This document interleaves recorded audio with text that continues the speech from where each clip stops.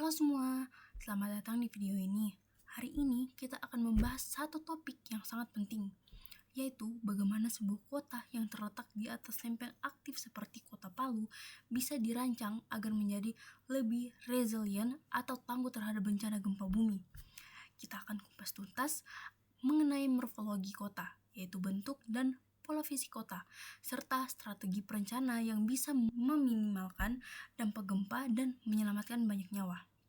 Sebelum mulai, perkenalkan, nama saya Nabila Najwa dengan NIM F2312364. Saya dari Fakultas Teknik, jurusan Arsitektur, Prodi Perencanaan Wilayah dan Kota.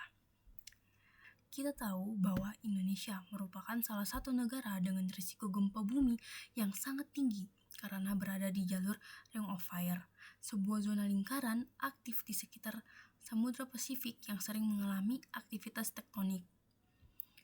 Gempa bumi terjadi akibat pergeseran lempeng tektonik yang memicu guncangan hebat di permukaan bumi. Kota-kota yang berada di zona sesar aktif seperti Palu menghadapi resiko besar karena aktivitas ini. Contoh nyata resiko tersebut adalah gempa dan likuifaksi dahsyat yang melanda kota Palu pada tahun 2018 yang menyebabkan kerusakan luar biasa dan banyaknya korban jiwa. Peristiwa ini mengingatkan kita bahwa perencanaan kota tidak bisa hanya fokus pada pembangunan fisik biasa, tetapi harus memasukkan aspek ketahanan terhadap bencana atau disaster resilience sebagai prioritas utama. Terus, apa sih morfologi kota? Morfologi kota adalah studi tentang bentuk fisik kota termasuk pola jaringan jalan, tata letak bangunan, kepadatan penduduk, dan ruang terbuka. Semua unsur ini punya peran penting dalam mitigasi risiko gempa. Misalnya, pola jalan yang rapi dan tidak terlalu padat memudahkan proses evakuasi dan akses kendaraan darurat. Tata letak bangunan yang terencana dengan jarak cukup antar bangunan bisa mengurangi risiko reruntuhan berantai atau domino efek saat terjadi gempa. Ruang terbuka seperti taman dan lapangan tidak hanya berfungsi sebagai tempat rekreasi, tapi juga sebagai zona aman saat evakuasi darurat. Jadi, morfologi kota yang baik adalah salah satu kunci untuk menciptakan kota yang tahan bencana. Jadi, untuk membuat kota yang tahan gempa, ada beberapa strategi perencanaan morfologi yang penting. Yang pertama, ada pola jaringan jalan.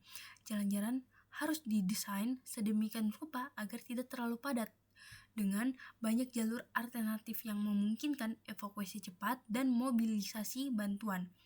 Jaringan jalan sendiri yang hierarkikal dengan jalan utama dan jalan penghubung akan sangat membantu distribusi akses. Yang kedua, ada land zoning, yaitu zonasi lahan. Fungsi-fungsi vital seperti rumah sakit, kantor pemerintahan, dan fasilitas darurat sebaiknya ditempatkan di area yang stabil secara geologi dan jauh dari zona rawan likuifaksi dan longsor. Sementara itu, kawasan yang sangat rentan sebaiknya diberi batasan pembangunan gedung tinggi dan mengurangi risiko keruntuhan. Yang ketiga, ada buildings and layout, bangunan dan tata letak, yang dimana bangunan harus dirancang agar tahan gempa dengan struktur earthquake resistant dan tinggi yang tidak berlebihan. Jarak antar bangunan juga penting untuk mencegah efek domino bila terjadi reruntuhan. Selain itu, penggunaan material yang sesuai juga bisa mengurangi kerusakan saat gempa. Yang keempat, ada open space, ruang terbuka. Taman, lapangan, dan area terbuka lainnya harus tersedia secara merata, mudah diakses untuk digunakan sebagai tempat evakuasi dan pengungsian. Ini juga membantu mengurangi kepadatan dan resiko kemacetan saat evakuasi. Oke teman-teman, mari kita lihat contoh nyata dari kota Palu, Sulawesi Tengah. Pada tahun 2018, gempa berkekuatan besar disertai tsunami dan fenomena likuifaksi melanda kota Palu, menyebabkan kerusakan hebat dan ribuan korban.